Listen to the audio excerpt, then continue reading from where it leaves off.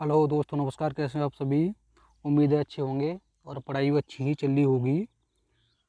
तो आज हम अपने चैनल पर आपको हिंदी के 25 महत्वपूर्ण प्रश्न देखेंगे जो एग्ज़ाम की दृष्टि से बहुत ही इम्पोर्टेंट हैं। देखना ना भूलें और पूरी वीडियो को देखें और वीडियो को लाइक एंड शेयर ज़रूर करें। यदि अभी तक तुमने हमारे चैनल को सब्सक्राइब नहीं किया है तो चैनल को सब्सक्राइब कर लीजिए ऐसी ही वीडियो पाने के लिए। ठीक है, तो हिंदी के 25 प्रश्न देखते हैं आज हम। तो ये एग्ज़ाम में आते हैं, बीडीओ, लेखपाल, पुलिस, जीडी वगैरह में आते हैं, तो उनके लिए क्वेश्चन वेरी वेरी इंपॉर्टेंट है। ठीक है, तो हिंदी के 25 प्रश्न देखेंगे हम। तो प्रश्न नंबर 1 क्या कह रहा है? प्रश्न नंबर 1 कह रहा है, हिंदी में ध्वनियाँ कितने प्रकार की होती हैं? हिंदी में ध्वनियाँ कितने प्रकार की होती हैं? ऑप्शन नंबर ए है 2, option B 4, option C 6, option D 8। तो हिंदी में ध्वनियाँ पूछा जा रहा है। तो हिंदी में ध्वनियाँ कितने प्रकार की होती हैं? तो हिंदी में ध्वनियाँ होती हैं 2 प्रकार की होती हैं। ठीक है, दो प्रकार की होती है। नंबर 1 कौन सी होती है? स्वर। और नंबर 2 पे होता है व्यंजन। ठीक है, व्यंजन, ये तुम्हारी 2 प्रकार की ध्वनि है। तो आंसर क्या है?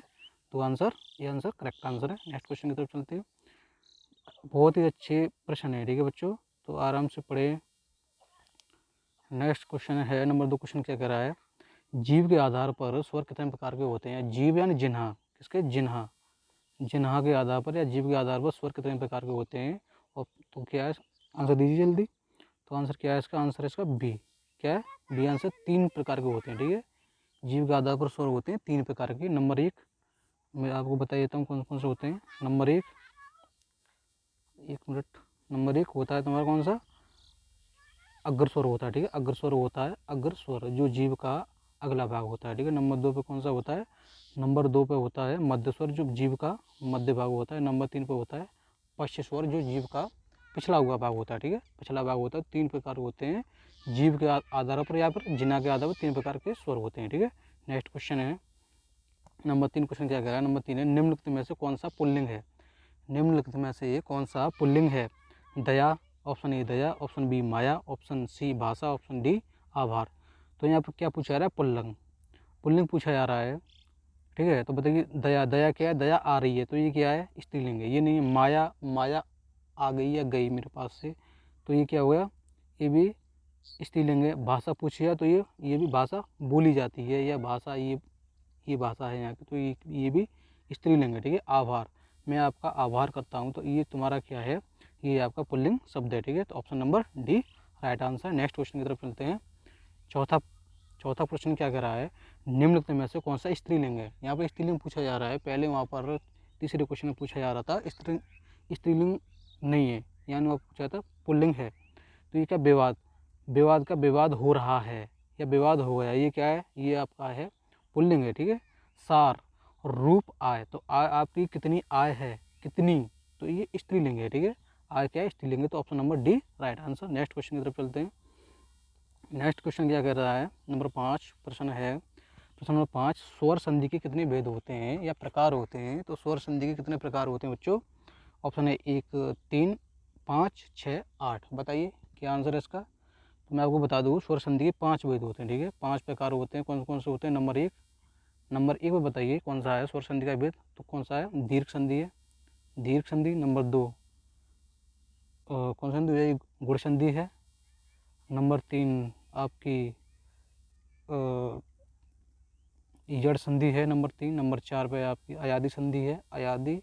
और नंबर 5 जो है वृद्धि संधि। ठीक है, तो ये 5 प्रकार की स्वर संधि कितने भेद हैं? तो 5 भेद हैं स्वर संधि के। ठीक है, अगर आपसे पूछा जाए संधि के कितने भेद होते हैं, तो संधि कितने प्रकार की होती हैं? 3 प्रकार की होती हैं। ठीक है, कौन कौन सी? स्वर संधि, व्यंजन संधि और विसर्ग संधि। यहाँ पूछा जा रहा है स्वर संधि के कितने भेद हैं? तो स्वर संधि के 5 भेद हैं। ठीक है, जो अभी मैंने आपको बता दिए। ठीक है, answer correct B answer. Next question है प्रश्न नंबर 6, सदानंद का संधि विच्छेद कीजिए। सदानंद का संधि विच्छेद कीजिए। क्या? सदानंद का संधि विच्छेद कीजिए। ऑप्शन है सत धन आनंद, ऑप्शन बी सत धन आनंद, ऑप्शन नंबर सद धन आनंद, ऑप्शन नंबर डी सदा धन आनंद। तो क्या है कि यहाँ पर यह पूछे आपको कौन सी संधि है, तो यहाँ संधि कौन सी? व्यंजन संधि है। ठीक है, कौन सी है? यहाँ पर व्यंजन संधि है आपकी। क्या है? व्यंजन संधि है। ठीक है, व्यंजन संधि है, व्यंजन संधि यहाँ आपकी है व्यंजन संधि। ठीक है, व्यंजन संधि में क्या होता है? तो यहाँ पूछा सदा धन सतधन आनंद। ठीक है, इसका आंसर क्या हो जाएगा? सतधन आनंद। व्यंजन संधि में सतधन आनंद हो जाता है, ठीक है। ऐसी मतलब संधि पूछे आपको तो, ठीक है। नेक्स्ट क्वेश्चन की तरफ चलते हैं।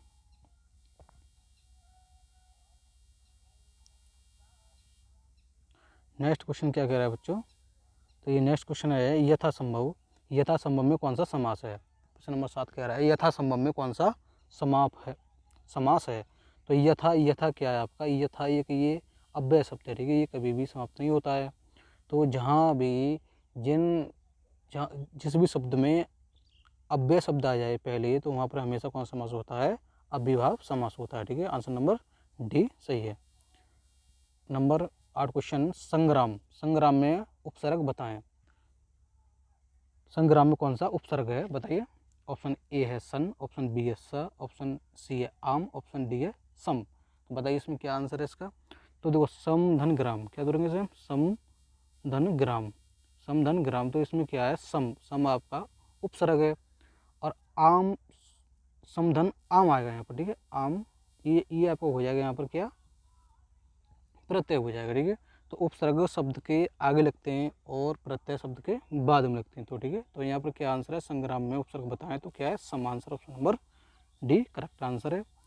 नेक्स्ट क्वेश्चन है सावधानी में कौन सा प्रत्यय है। तो सावधानी में प्रत्यय शब्द के बाद में लगता है, उपसर्ग शब्द के पहले लगता है। तो यहाँ पूछा जा रहा है प्रत्यय कौन सा सावधानी में, तो सावधानी में कौन सा प्रत्यय ये पूछा जा रहा है यहाँ पर।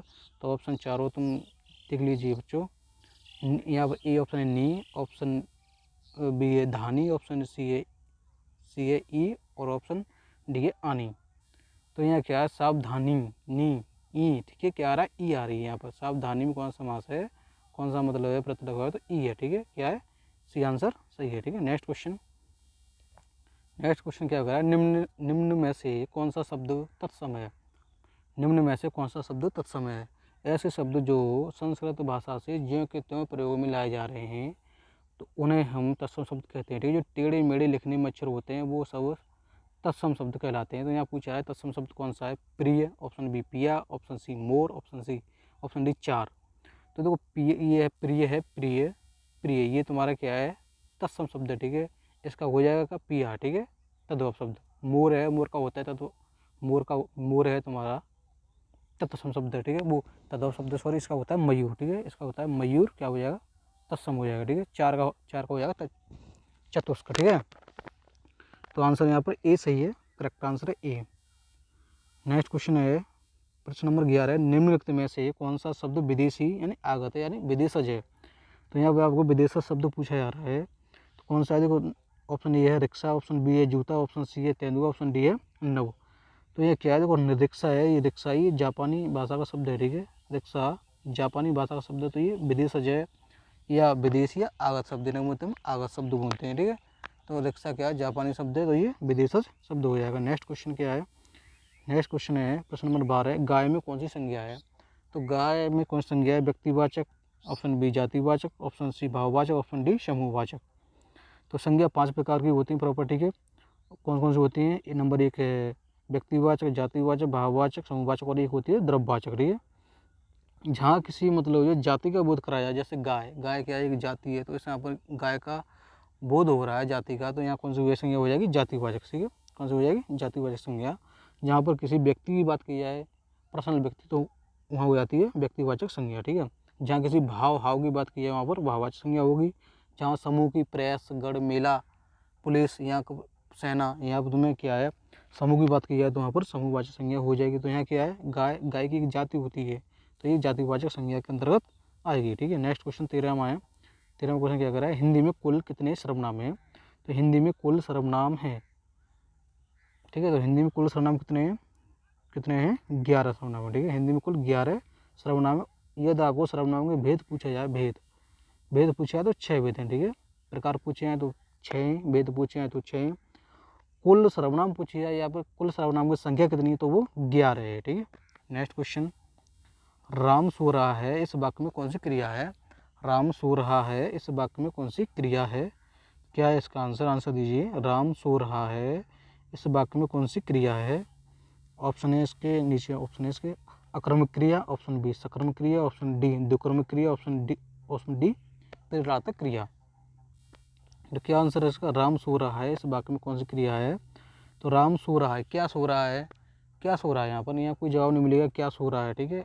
मैं यही बोलूँ राम खाना खा रहा है तो क्या खा रहा है, तो खाना खा रहा होगा, जवाब मिल रहा है। जहाँ तुम्हें कोई क्वेश्चन करने पर जवाब ना मिले वहाँ पर तुम्हारी आक्रामक क्रिया होती है, ठीक है। तो यहाँ पर क्या है आक्रामक क्रिया, आंसर कौन से आक्रामक क्रिया, A option right answer. Next question है वह आया और मैं गया, इस वाक्य में समुच्चय बोधक शब्द बताएं। वह आया और मैं गया, वह आया और मैं गया, इस वाक्य में समुच्चय बोधक शब्द बताइए। वह आया और गया, बताइए कौन सा इसमें आंसर, तो क्या है और, ठीक है। किंतु परंतु और जो मतलब दो वाक्यों को जोड़ते हैं उन्हें हम समुच्चय बोधक शब्द कहते हैं, ठीक है। तो उसमें क्या आंसर है, इसका हो जाएगा सी आंसर, कौन सा हो जाएगा सी आंसर, ठीक है। और क्या है, ये समुच्चय बोधक शब्द है, ठीक है। नेक्स्ट क्वेश्चन की तरफ चलते हैं बच्चों। नेक्स्ट क्वेश्चन क्या कह रहा है, प्रश्न नंबर 16, प्रश्न नंबर 16, कौन सा शब्द अनीक का पर्यायवाची है। अनीक माने होता है क्या, सेना, सेना होता है तो सेना का ये पर्यायवाची होता है, ठीक है। अनीक क्या है, सेना का पर्यायवाची है, B is the correct answer. Next question है, नेक्स्ट क्वेश्चन क्या कह रहा है, कपड़ा का पर्यायवाची शब्द है कपड़ा, तो कपड़ा का पर्यायवाची शब्द क्या है, ए ऑप्शन है चलन, ऑप्शन बी है बसन, ऑप्शन डी है गगन, ऑप्शन डी है जंगल। तो कपड़ा का पर्यायवाची शब्द क्या हो जाएगा दोस्तों, तो कपड़ा का पर्यायवाची होता है बसन, ठीक है। कपड़ा, बट, पट, बसन, ठीक है, ये होते हैं कपड़ा के पर्यायवाची, ठीक है। तो answer number B correct. Next question है 18वां, आकाश का विलोम शब्द क्या होगा। आकाश का विलोम शब्द बताइए। तो आकाश का क्या होगा, धरती, पाताल, अंतर्मन, ऑप्शन डी क्या है इसका, ऑप्शन डी है अनर्थ। तो बताइए इसका क्या है, आकाश का विलोम शब्द क्या होता है, तो आकाश का विलोम शब्द होता है पाताल, ठीक है, B option right. Next question, next question है 19वां क्वेश्चन है, ये तुम्हारे क्या कि ये क्वेश्चन आता है बहुत ज़्यादा और यही पूछा जाता है एग्जाम्पलों में, तो आप अच्छे से इसे देख लीजिए। अली डैश, अली शब्द का सही अर्थ है, तो अली डैश, अली शब्द का सही अर्थ क्या है, ऑप्शन ए कंधा डैश हिस्सा, ऑप्शन बी है भौरा डैश सखी, ऑप्शन सी है दमन कमा दामन, ऑप्शन डी है दर्शन कमा दासा। तो इसमें क्या है बच्चों, थोड़ा ये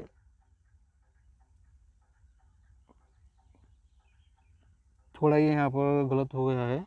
तो ये देखो क्या है कि इसमें मैं आपको बता दे रहा हूँ, उसमें ये ना अली, ठीक, अली का मतलब होता है क्या, अली का मतलब होता है सखी, अली का मतलब क्या होता है, सखी होता है सखी, ठीक है। और अली का मतलब होता है भौरा, यानी अली इसका होता है भौरा, ठीक है, भौरा होता है भौरा। और अब पूछे अली, अली का होता है, अली का होता है सखी, सखी या सहेली, ठीक है, ये होता है, ठीक है। तो इसमें ये यहाँ पर आप क्या है कि अली, तो यहाँ कर लो, यहाँ पर कर लो सखी, यहाँ कर लो भौरा, ठीक है, तो सही हो जाएगा, यहाँ सखी यहाँ भौरा, ठीक है। तो करेक्ट आंसर क्या है, बी है इसका। नेक्स्ट क्वेश्चन की तरफ चलते हैं। नेक्स्ट क्वेश्चन क्या कर रहा है, कौन सी बर्तनी शुद्ध है, निम्न में से कौन सी बर्तनी शुद्ध है, शुद्ध बर्तनी बताइए। 46, 46, 46 या 46, तो क्या आंसर है, इसका आंसर है ए ऑप्शन सही है, ठीक है, 46, ये सही आंसर है, A option correct. Next question की तरफ चलते हैं। ये क्वेश्चन है, सर्वनाम के कुल कितने भेद होते हैं। यदि आपसे पूछा है सर्वनाम की संख्या, तो क्या है 11 है, ठीक है। यहाँ पूछा जा रहा है सर्वनाम के भेद या प्रकार कितने, तो कितने होते हैं 6 होते हैं, ठीक है, कितने होते हैं 6, answer number B correct answer, 6 होते हैं, ठीक है। नेक्स्ट, नेक्स्ट है पर्वतीय में कौन सा विशेषण है, पर्वतीय में कौन सा विशेषण है, तो कोई वस्तु या कोई स्थान क्या है पर्वतीय है, तो क्या हो जाएगा उसमें गुण है, गुण है, तो यहाँ पर क्या हो जाएगा गुणवाचक विशेषण, यानी ए ऑप्शन सही है। नेक्स्ट क्वेश्चन, नेक्स्ट है निम्न में से कौन सा शब्द तद्भव है, निम्न में से कौन सा शब्द तद्भव है, ए ऑप्शन है वचन, ऑप्शन बी है मयूर, ऑप्शन डी है आपका, ऑप्शन सी है तिक्त, ऑप्शन डी है चार। क्या पूछा रहा है, पूछा रहा है तद्भव, ठीक है, तद्भव पूछा जा रहा है यहाँ पर, क्या तद्भव, तद्भव पूछा जा रहा है। तो निम्न वचन क्या है, ये तुम्हारा तत्सम है, ठीक है। मयूर क्या है, तत्सम, इसका होता है मोर। और यहाँ आपको पूछा जा रहा है तिक्त का होता है तीता, ठीक है। तो चार, ये चार क्या है, ये चार है आपका, जो चार है ना, ये क्या है, ये चार है, ये क्या है आपका तद्भव शब्द है, ठीक है। तो चार, इसका होता है चतुष्ट, ठीक है। नेक्स्ट क्वेश्चन, नेक्स्ट क्वेश्चन की तरफ चलते हैं। क्वेश्चन नंबर 24वां है, क्या कह रहा है, प्रश्न नंबर 24 क्या कह रहा है बच्चों?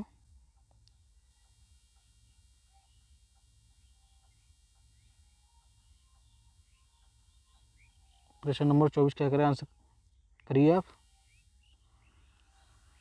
प्रश्न नंबर 24 क्या कह रहा है बच्चों?